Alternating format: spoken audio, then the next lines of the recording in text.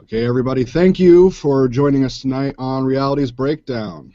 I am the Belligerent Atheist, and tonight we're going to be talking about polyamory and secular marriage. Our host tonight is going to be Matt, the Apoplectic Atheist.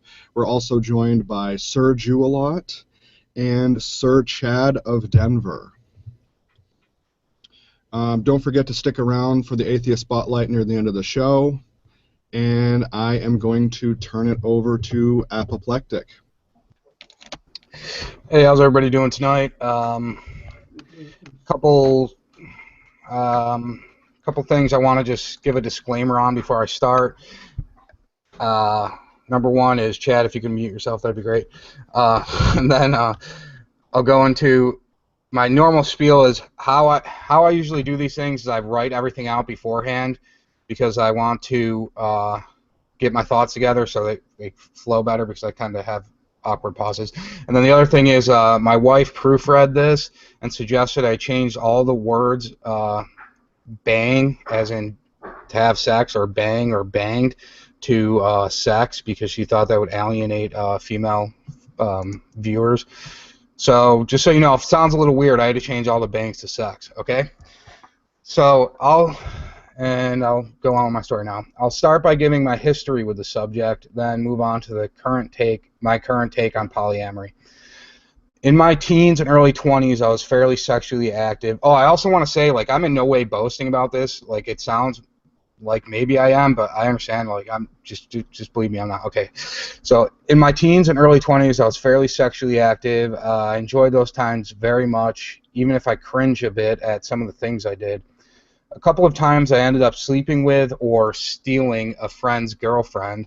I never understood how the term stealing could be used. A person isn't an object to be owned. Anyhow, one time that had a life-changing effect on me, I ended up fooling around with a friend's girlfriend one night. Let's call her Polly. She said she liked me and wanted to date me instead. I said, either way, you need to be honest and tell your boyfriend what happened and how you feel, or I will. So she eventually told him, and they broke up, and we ended up getting together. Things were cool for a couple of days. Then she made it clear she was still interested in her last boyfriend. She ended up breaking up with me to get back with him, and I know this is a lot to follow, but try to stay with me. Seriously, stay with me. Don't break up with me and go back to the last guy who was telling you a story. Sorry, that made me laugh. Okay, so Polly is back with the old boyfriend. A couple of days go by, and I get word that she's over at his house sexing him. News travels fast. I just thought, meh, whatever. She sexed him before. What's different now? The next day, Polly calls me with a really sad voice and crying. So I was wondering, what's up? She says he sexed her, and literally right after they finished, he kicked her out of his house and made her walk home alone. He just wanted to get back at her. I admit I laughed my ass off, and him and I didn't talk for years after this, and still don't really. I've apologized sincerely to him, so we're okay. We just don't talk. So anyways, Polly wanted to get back together with me. I was all for it. I mean, I dug her and didn't really have a problem with her. So far, she was honest with me. Fast forward maybe 6 months, I was working nights in a plastic factory, and she was still in high school. I would sleep all day, and she would come over after school. She started acting funny while using my computer, so I got the idea to bug it with a keylogger. Sorry, I kind of jumped around there, but it'll make sense later. So I bugged my computer with a keylogger, and I quickly caught her attempting to cheat on me. She had come home and woke me up after school, and we sexed, and I fell back asleep. I woke up, and she was gone, so I checked the keylogger, and come to find out she was talking to some guy from school and had left to go on a date with him. He picked her up at my house, and I freaked out and threw all of her stuff out on the front lawn for when she came back. I wasn't mad she liked someone else. I was mad that I was lied to. So to cut this a bit shorter, we got back together, and it happened again. She thought I was jealous and controlling and wouldn't let her have fun, but I just didn't want to be lied to. I've stayed friends with her and learned a lot from her. She continues to do these same exact things to guys. she even got married and cheated on her husband with his best friend, and now she's with the best friend. I've talked to her about this in depth, and each time she confides that she likes both of them and has feelings for both of them, but she feels like she has to just pick one of them. I tried to explain to her that she's poly and she could come to terms with it and spare these poor guys' feelings. It's not easy to swallow for many people. I tell this story because I feel it covers a lot of the emotions that occur in these situations. And around the same time, I fell in love with Penn and Teller's Bullshit and saw their episode titled The Business of Love. It helped me realize I didn't need to uphold society's one man, one woman standard. Although at the time I didn't even know the term poly, I knew that I valued honesty, openness, and freedom. Fast forward to when I met my wife Jen, I still had not been in an open relationship and I still didn't know the term poly. I married my wife monogamously. I didn't know how to describe my feelings, so I thought I would just let things work itself out naturally. I should have thought this over a lot more before I got married, but to be honest, I didn't hear anything in our vows that said anything about monogamy. Yes, it is implied as a status quo. I finally learned the term polyamorous after I was married. I was scared to tell my wife, but I finally did. She didn't like it, but handles my craziness better than anyone else. I pled my case, and she simply ended with, well, if you fall in love with someone else, we'll cross that bridge when we get there. I thought I never would meet anyone else, so this seems like a decent compromise. I certainly didn't want to push this on her, so every now and then I would bring it up, usually jokingly. After a while, I noticed she was sort of warming up to talking about it. Now we're at the point where she says she's thought it over and she's fine with the whole thing. I'm still worried to test this, as I've never been in a poly relationship. Yes, the guy promoting polyamory and hosting a show on it has never been in a poly relationship. It's interesting to think about. I try to compare this to gay rights. There are straight people like myself fighting for gay rights. Can't you be poly or poly-friendly without being in a poly relationship? And let's see where it goes and discuss the topic. So that's all I have for now.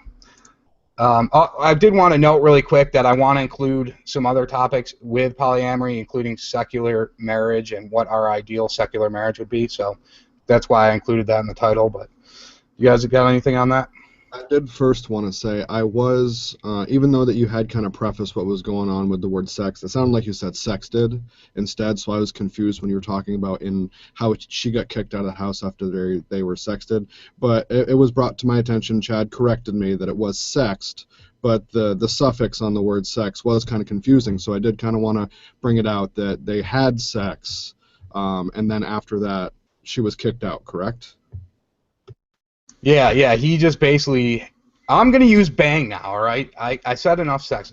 He just basically banged her and kicked her out right away, just to get back at her, basically. So, I mean. So they had mutual consensual sex, and then he kicked her out. It's not like he was trying to tell what sex she was by sexing her. He banged her. Yeah, I thought it was sexting because I was thinking, well, this is kind of interesting that they're choosing to sext in person, and then he would kick her out. No, sorry about that. No. No, it's not a problem. That was my mistake. That was my clerical error. But I just wanted to kind of bring it up in case anyone else might be confused at the moment.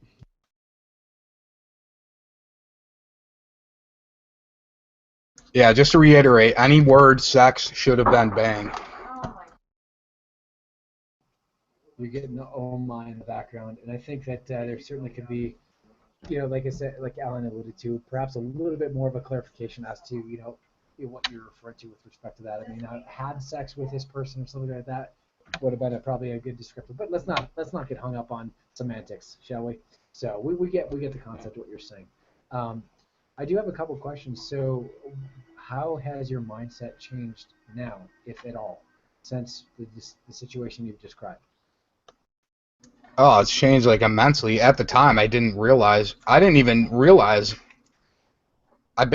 realize any of the feelings I was having. For a lot of the time, I thought I was jealous, But I just kept like thinking to myself, like, I just don't want to be lied to. I just don't want to be lied to. And I thought that was jealousy, and I just realized that's not jealousy. That's a basic human want, is to be told the truth. I don't know, you know. But yeah, after a lot of reflecting, and like I said, I stayed friends with her and talking with her back and forth, and just realizing, like, yeah, I don't know.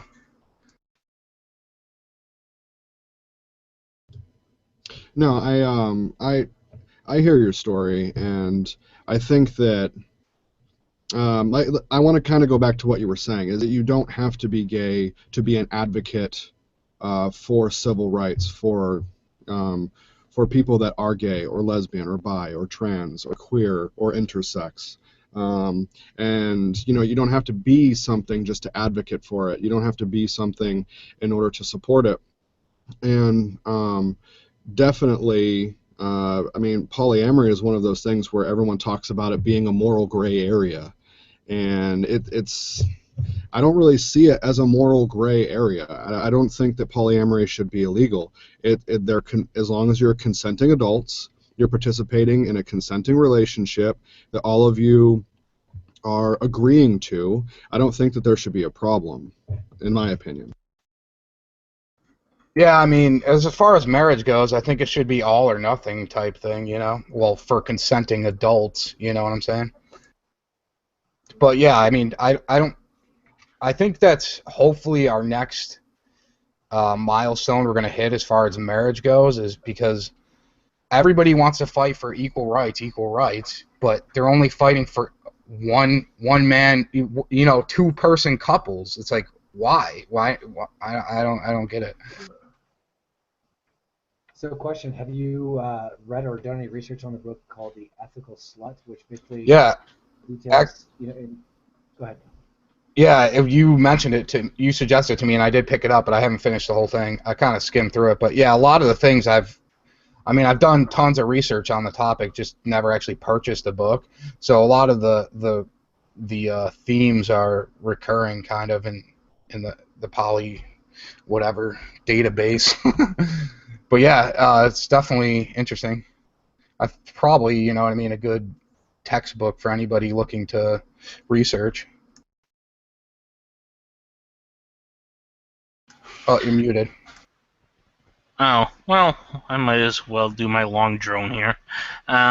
So, I think that a lot of the societal pressure against polyamory has come from its application in the past, where females were considered as property, and the accumulation of them in a polyandrous relationship would be just sort of a form of abuse, where you would take a whole gaggle of wives if you were rich just to propagate your family name, and you treat them poorly. Things like that. And that is what people think of when they hear of multiple marriages. They think of some guy who's trying to fuck over a bunch of women. So I think going forward, when we go towards the legalization of polyandry, I'd imagine there will be that element that people want to protect against. People are be thinking about, Muslim marriages, Mormon marriages, where abuse of that sense, in that sense, is more common, and so it's harder to legislate around that because these women, as part of their religious beliefs, often would find this to be consensual because they are obeying their God in that sense, being part of that religion. But it's difficult to tell the difference between someone who claims to be consenting on that level versus the more, free love way that you think of polyamory, or the modern definition.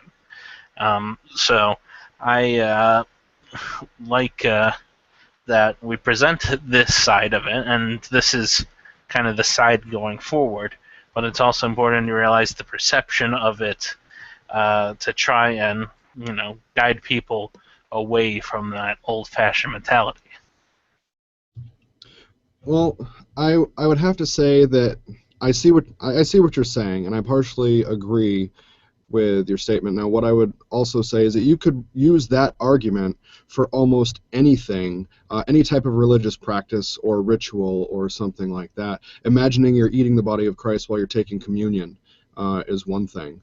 Or even in Islam, and where adults are marrying younger girls, beheadings and jihad, violence, throwing acid on faces, blowing oneself up for a righteous cause. You could use that for any number of examples, and I know that those are extreme and they're going to seem like examples that are over the top, but those are all common religious practices that you could make the same argument that you just made for. I mean, they're consenting practice in that religion, so what stops those practices besides civil law negating or saying that saying murder is bad? But if we didn't have that law, those religious practices would be perfectly fine because they would be the law. So, I mean, you can really use that argument on so many different levels that I don't think that argument is valid enough to stand on its own. Well, many of those acts that you described for would be accounted for in any sort of secular morality as it is. And that is the system of law in which we work under, and hence this idea of if they weren't, is invalid, because there always will be, going forward, illegal in themselves. This marriage argument is different in that there is a civil, contractual component to it, and that needs to be changed. And from that abuse sense we were talking about earlier, it is a much grayer area. Our society doesn't allow the good polyandrous because of the bad polyandrous. So we haven't taken that step as we have with those other laws. And so it's on this boundary that the argument lies, not in sort of a black and white sense. So this ultimately begs the bigger question. Can you guys hear me okay, first and foremost? Can you guys hear me okay? Yeah. Okay. This ultimately begs a bigger question, in that all scientific research that I've seen thus far indicates that it's not in human nature to be monogamous, let alone virtually a predominant number of animal species on the planet. There's obviously exceptions to the rule, like Canadian geese and mourning doves, etc., mate for life. However, this begs the question, what is the social stigma, and how did it derive that polyamory, much like atheism, has such a negative connotation associated with it? Anyone care to chime in on that? Actually, this does tie into what I wanted to say. Going back to what Buck was saying, he was talking about the situation where in our history it was usually a rich and powerful man with many women, and the response to that was the one man, one woman system. And that's kind of the negative connotation that this type of situation has kind of been, I don't know, latched onto. You know what I'm saying? So my whole thought on that is, when you combine one man, one woman with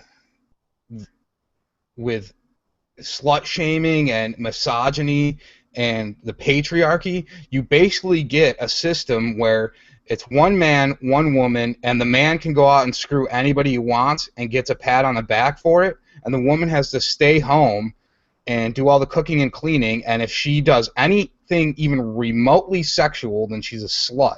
If she looks sexual, if she sleeps with anybody else, she's shamed, she's ostracized from her community. This system not only creates equality and freedom for everybody involved, ideally, in an ideal situation. I'm not saying that in practice it will be, but I believe it puts the power back, it levels the playing field back towards the women's side. because if anybody in dating now will realize that men are like rabid dogs when it comes to women. Like if you're on OkCupid or something like that, women get hundreds and hundreds of messages every hour from guys. You know how many messages guys get from women? So it puts the ball back in their field where they can be more selective. It takes the, you know, do you get what I'm saying? Like, this is my feeling on it. Like, it makes it even. It makes it potential for everything to be even, but it also puts the ball back in their field. This is the way I feel about it. So, BA, did you have something? Oh, I was next on there. Actually, Sergio Lot was next. Yeah. It's interesting that you mentioned non-success at OkCupid right before going to me. Interesting. Because in my 10 years on it, I pretty much have gotten that. So, yep, I can attest. Anyways, as far as misogyny is concerned, that is not a necessary trait of humanity. It is very much something promulgated in the Western culture. The Bible and other Western cultures and even some Eastern cultures have made it so that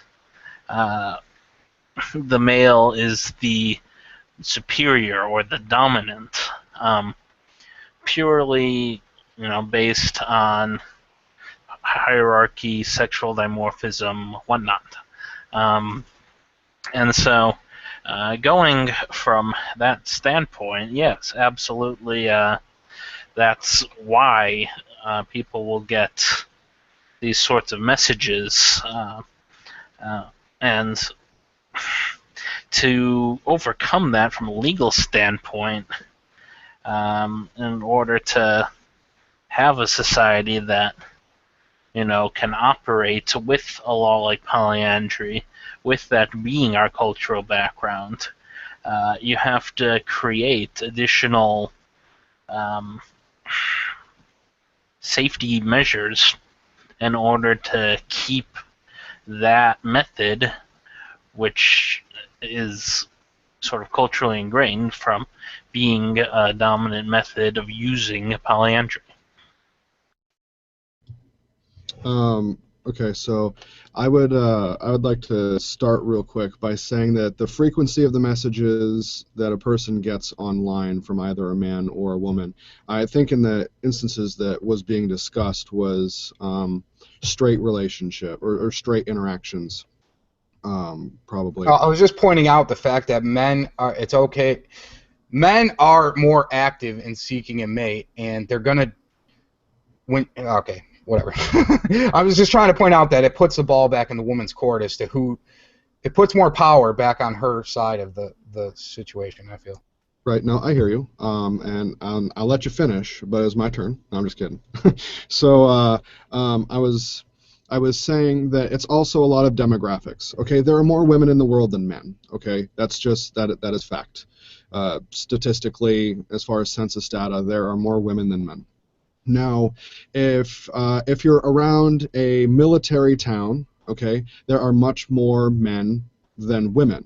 So that kind of changes the balance there. So in any social interaction, especially physical social interaction in that sense, let's say men and women are both going to a bar. Now, you're going to have much more men than women in that situation because the demographic of the area is more men per women. Now, there is a chance that a man could go to a bar and the woman could outnumber the men, but more than likely, especially in this scenario with a bunch of young men, they're going to go out regularly.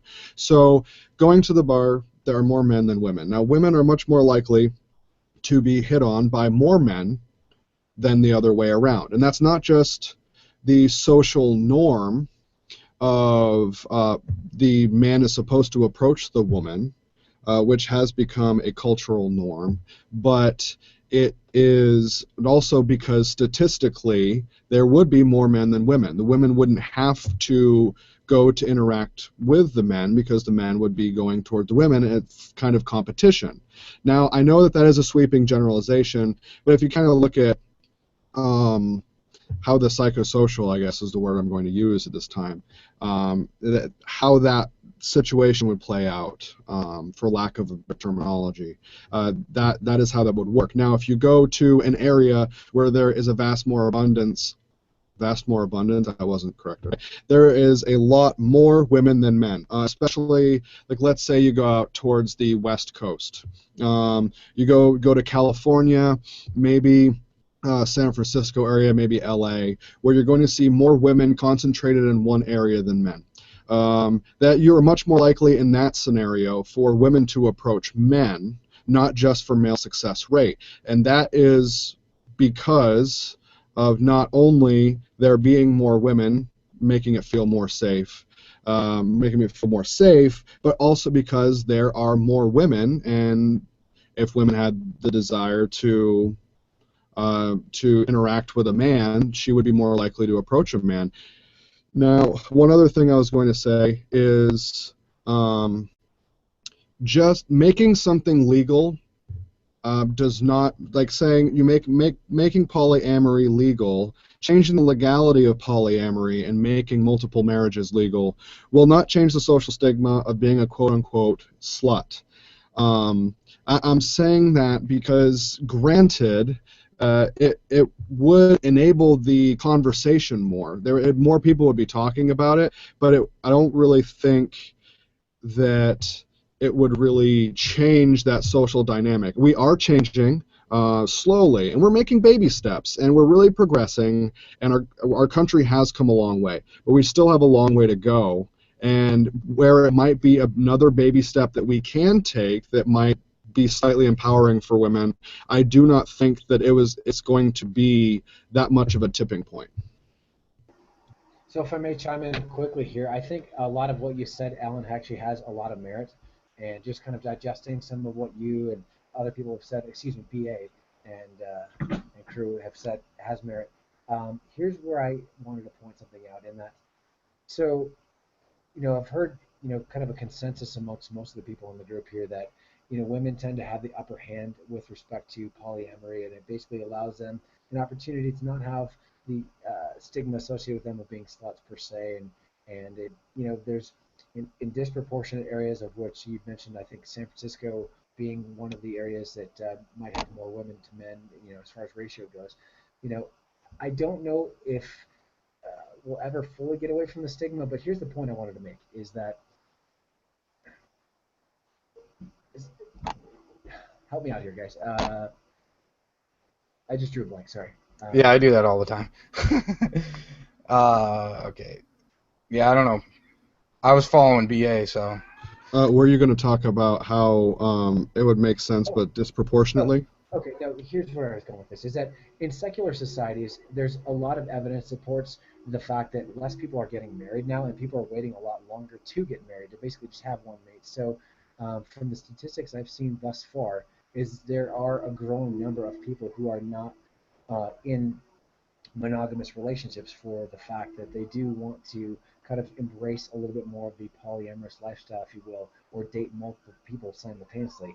I mean, speaking from experience, I've seen a multitude of women online that are anything but ready to settle down with just one guy. They certainly enjoy the courting aspect and the attentiveness from, like, you guys have pointed out, a multitude of men, but it's got its clear disadvantages and advantages to embracing that type of lifestyle. I personally am really not for it. Even though I'm no longer religious, I still think that there's a lot of merit to making an investment with just one person, in that you'll never fully have true intimacy if you can't give 100% of yourself to that person. And I don't think it's fair to the person you're potentially dating or in a relationship with if your attentiveness is spread elsewhere. Would you guys agree? I completely disagree, and I thought you would already know the argument for this, having read the book. But so you're telling, in let's put it into another situation. Let's say you have four siblings, and there's another one born, do you love that new one any less than the other ones just because there's another one now? So people tend to look at love like a finite resource, like you only have so much. You only have this much in the glass, and once you can only give that to one person, when it's not, it's just false. Well, I'm not saying it's false. I want to point out that I'm not saying you're wrong. I'm not saying monogamy's wrong. I'm saying let everybody decide what they want to decide and try to fight against the stigma. Be an advocate for other people. I'm an advocate for monogamy. I'm an advocate for gay people. You know what I'm saying? But I want to say is that I believe that's false to say. I mean, maybe that is your situation where you can really only devote yourself to one person, but that's not the same for everybody. That's all I have to say. Just personal experience. I've had a multitude of friends who have done the polyamory thing where they've delved into that sort of lifestyle, and what ultimately happens is that as a result is there is one person who ends up not getting the equal attention that the other person is getting, and therefore jealousy and other human emotions arise. So ultimately, I do see it being quite problematic, because think of it like this. Let's just use, I mean, you have siblings as an example earlier, but let's say you've got 4 cars, right? You have 4 cars you want to try to maintain. You cannot theoretically dedicate the appropriate amount of time to driving all those cars equally and or maintaining them equally. So therefore, you have to make some concessions. And I agree. I just want to say before we get off topic that there's nothing saying everybody has to be equal. You can enter in a relationship and say, this is my wife, she will always be my wife, you will always be my girlfriend. And if that's what you agree on, and I will say, I only see you on Saturdays, that's all I have time for you, then that's a situation that consenting adults agreed on. What I want to make crystal clear is the fact that I'm not dissenting against your vantage point or the fact that polyamory may work well for some people. I'm just saying, for me personally, it's not a lifestyle that I could see myself living. Much like I would never be gay, I support, like you do and everybody else I'm sure in this group, I support GLBT lifestyle and pretty much everything associated with it. So I think I have a good middle point for this. Is that I think that you are both you're both talking at the same point, but you're speaking a little bit different pages. Okay, so it's not an issue of whether or not you can love any one person. Matt, you're 100% correct. Having another child doesn't mean you love that child any less than any of your other children. You love that child just as much. Child isn't love isn't a pie that you divvy up into sections. What I would say is that the jealousy that Chad is talking about and the car example is time management. Okay, so with the agreeance of everyone, jealousy would come from, like Chad was saying, if you're not spending as much time with one person or another.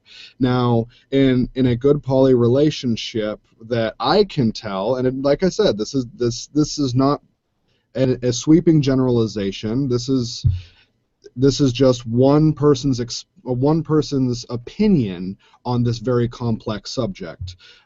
So, in my opinion, it would be time management, open communication, and respect. So, in many relationships, the couples don't even talk to each other about the individuals that they're talking to or spending time with, and that works for them.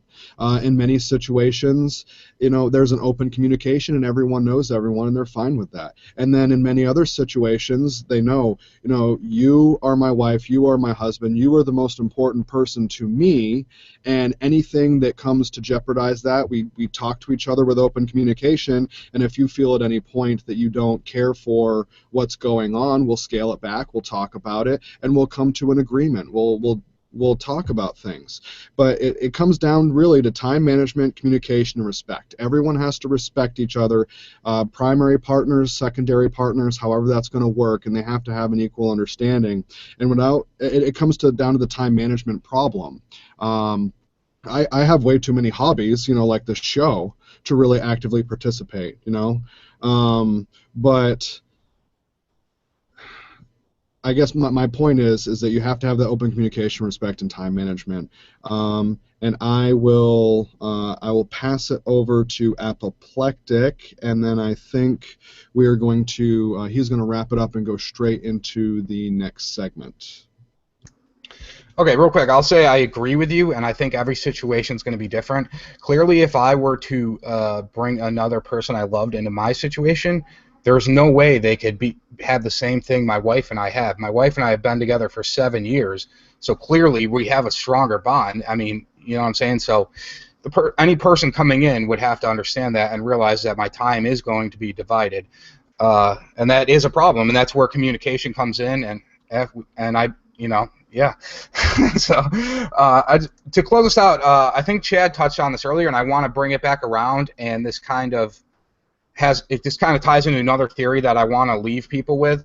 I think Chad mentioned earlier that it's in our nature as human beings. If you believe in evolution and you believe that we evolved as cousins of apes, then you just looking at the bonobos and all of nature, you can see that. You know what I mean? There's a lot of different strokes for different folks out there, but I think the nature thing ties back into, I think polyamory is kind of it's kind of bringing us full circle, and this is just a theory, or an idea I have. But in this modern society, I think it's hard for us to form tight-knit communities.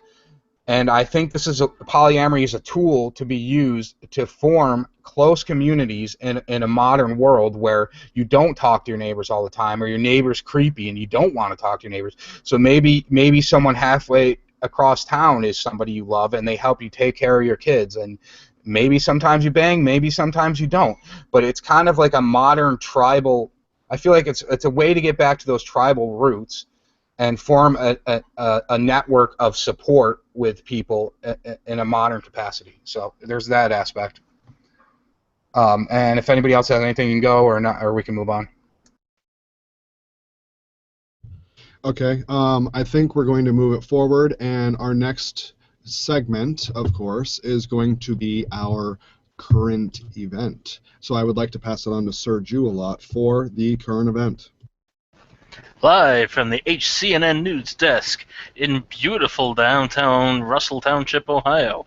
This is HCNN News, and our atheist story of the week has to do with some dumbass Muslims, Islamic State specifically this time, saying that living in Europe, simply being there, is against their religion, and that the people who flee Syria in order to get away from them and bombings and death and poverty are doing a great sin, because they're going over to Europe where there's, atheism and, socialism and all those scary things that us Islamic people don't like. There's fornication, there's sodomy, there's alcohol. Ooh. So it's a very, kind of expected, but telling statement from them. Another thing I got from this article is that the Islamic State has a magazine. That's interesting in itself. I wonder if you can get that from your local school group. I like the Islamic State magazine. So, part of this whole Syrian crisis, with all of the migrant issues throughout Europe these days, is the issue of them being Muslim and coming into Europe in such droves. And, you'd expect some problems on the other end with the Christians in Europe being against such an influx of Muslims. As stupid as it is, you'd expect it. But this whole idea that the people there are saying, don't leave, this is the only place you can possibly live, and going over there means instant sin, is pretty fucked up. So to talk about how fucked up that is, I give you the rest of the clerics. Well, if I may chime in with respect to that, that was a very intriguing article indeed. So a couple things really stuck with me on that, guys, and that nothing speaks volumes about how cultish this is, more so than the fact that the fear of anything changing. I mean, why would you be opposed to somebody with, different ideologies, views, beliefs, education levels, cultural, differences, etc. If it just, to me, it screams cult. That they don't want anybody exposed to, competing ideologies. You guys want to take it from there? Yeah, I don't think you're wrong. Also, it's really hard for someone to continue to be the victim of Stockholm syndrome, and brainwashing is more difficult if they are exposed to other things. People travel down the darkened path, and things like that. They slide down. They go on landslides, and all these things that you talk about, or you hear rather, Christians and other individuals saying about in regards to their religion, is it is harder to continue the brainwashing if people are subjected to other information. They may be brainwashed into something else, some other cult, some other mythology, some other sky daddy may have, charmed their snake, if you will, and flipped their fancy, and they moved over to them. Or they may have become more of a rational thinker, dare I say, as opposed to just general brainwashing. And in so doing, they may move away from that ideology, becoming a basic deist, or becoming a humanist, or naturalist, or secular humanist, or atheist, agnostic, or Gnostic. Let's see. I think Apoplectic has an announcement. Yeah, it's a different subject, so I don't know if we want to get off of this. But... How dare you! All right, so if this is a good time, you guys, I have a special announcement. I just want to let you guys know I did get my Albuquerque Isotope stickers in the mail. So Yes, when are you mailing me one? You gotta order them. I have one on my truck right now, and I have an extra one here. I might put it on my toolbox, but maybe we should give it away to somebody. I don't know. I don't think we have enough viewers, but when we get more viewers, we'll do something like that. Okay, yeah, I think we need a viewer. Yeah, I see Kyle's on there, but I think we, but besides Kyle, more you viewers would make it fun. But yeah, this could be like our inside thing, so people know that you're in the club, or you happen to live in Albuquerque. Okay, well, it doesn't seem like there is much more to do on this subject, so I'd like to move on to our next segment if we can. Matt is going to go get the wheel, and this is the scripture of the week. So Matt gets the wheel and he puts it on the desk in view of the camera. Then he spins the wheel, and after a series of very enchanting and aesthetically pleasing sounds happens, he picks one of the scriptures. More than likely it's going to be Leviticus or Exodus, and then he reads it to everybody, and then we comment on how funny or ridiculous it is, or maybe share some personal stories about it. So Matt, whenever you are ready, please spin the wheel. Exodus.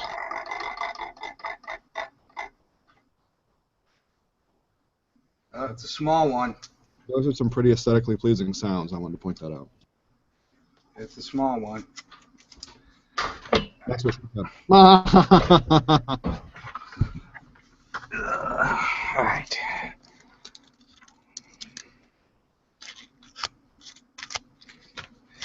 And what do we got? It's Deuteronomy. All right. This was the one you brought up a little while ago. No one whose testicles are crushed or whose male organ is cut off shall enter the assembly of the Lord. Oh boy. Yeah, we did already talked about that one. But I am glad to say that it's not Exodus or Leviticus. We got a little Deuteronomy up in here. Doot. The old doot. It's a bit of a double whammy. Double whammy. So I want to know, is that any context? So let's say I know that according to, I believe it's Leviticus, a woman is not actually allowed to grab another man's testicles on behalf of her husband who's having a fight with him. But let's say she did and she were to be stoned to death, but that other man, his testicles were so badly damaged, now he cannot get into the kingdom of heaven? Is that a thing? Like, are there other stipulations on this, I guess is my question? Well, a Sounds literal about right. interpretation would be correct in that assumption, yes. So if she were to, like you said, grab the testicles of another man and, his became mutilated, then therefore, by default, according to God's rules in Deuteronomy, that yes, that person would not be able to enter the kingdom of heaven. Silly, huh?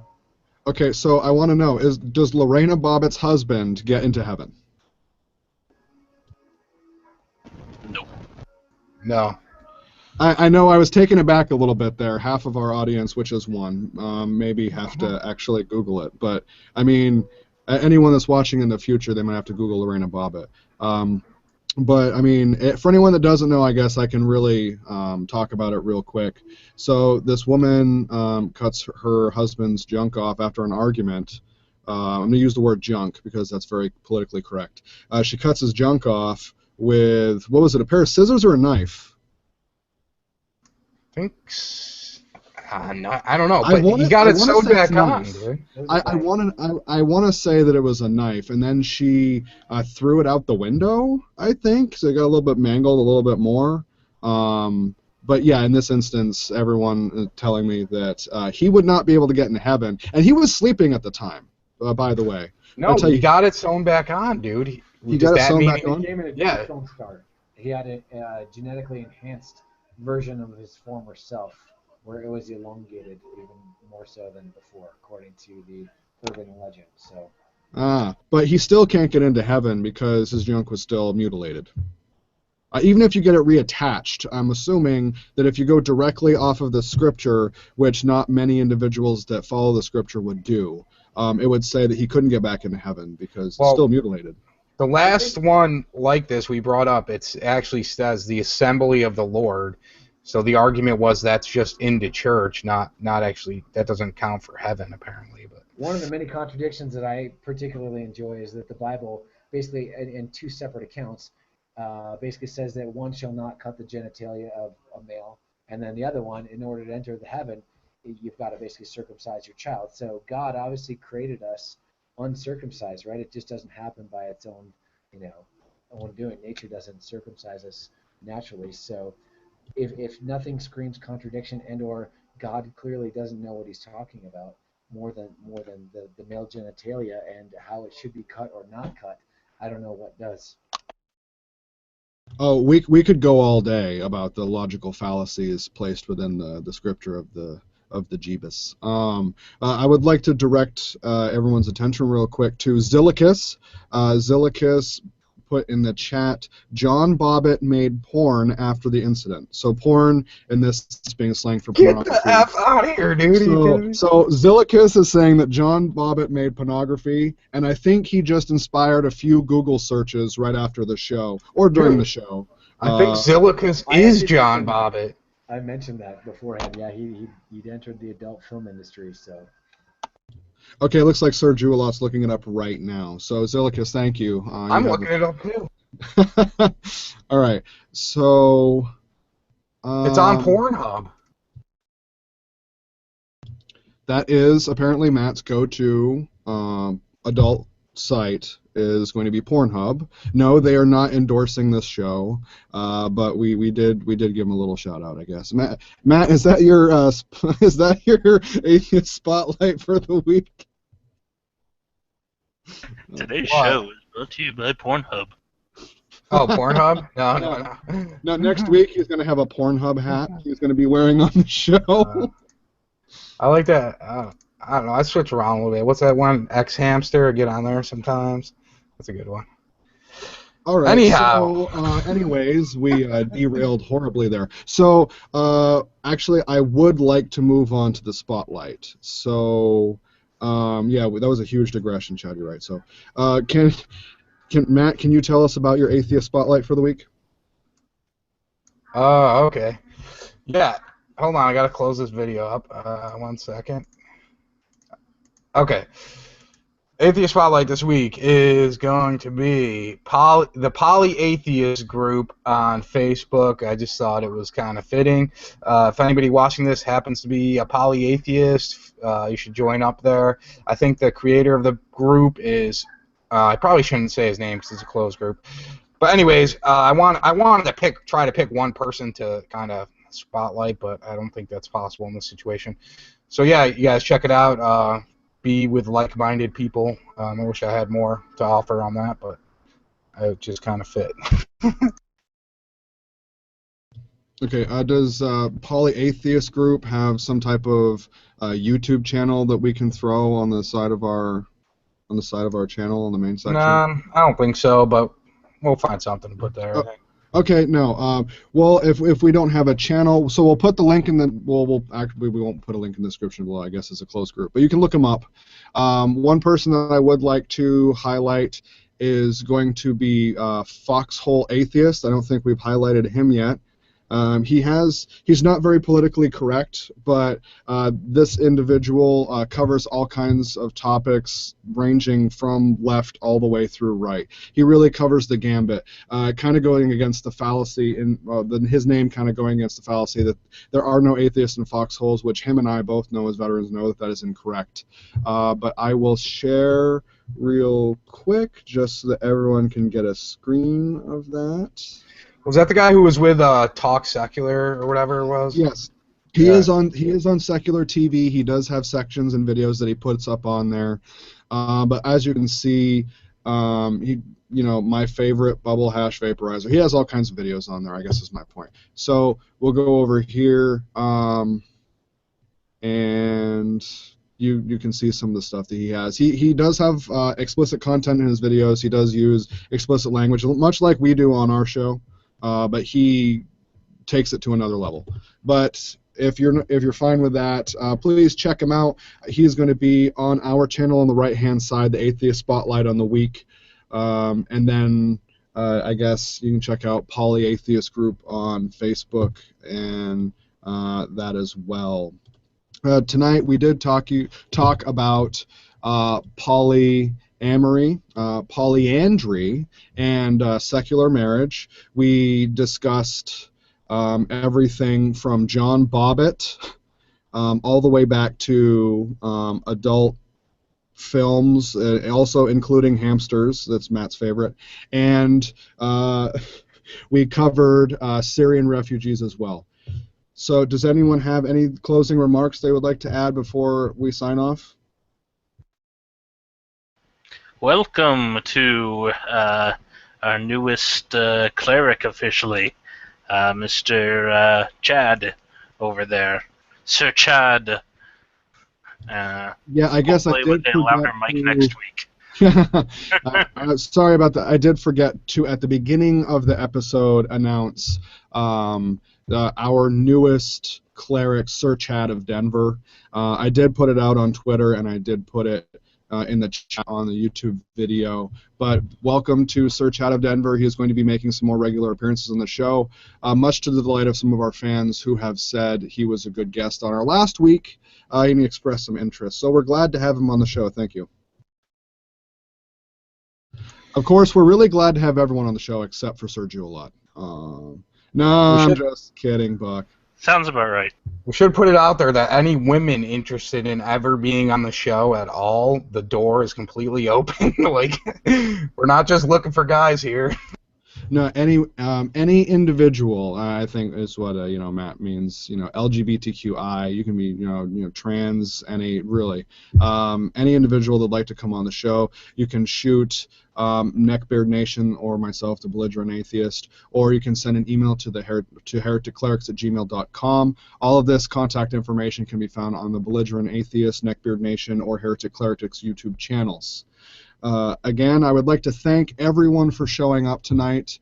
We really appreciate the participation in the live chat, and on behalf of all the rest of the clerics and myself, I want to say deuces!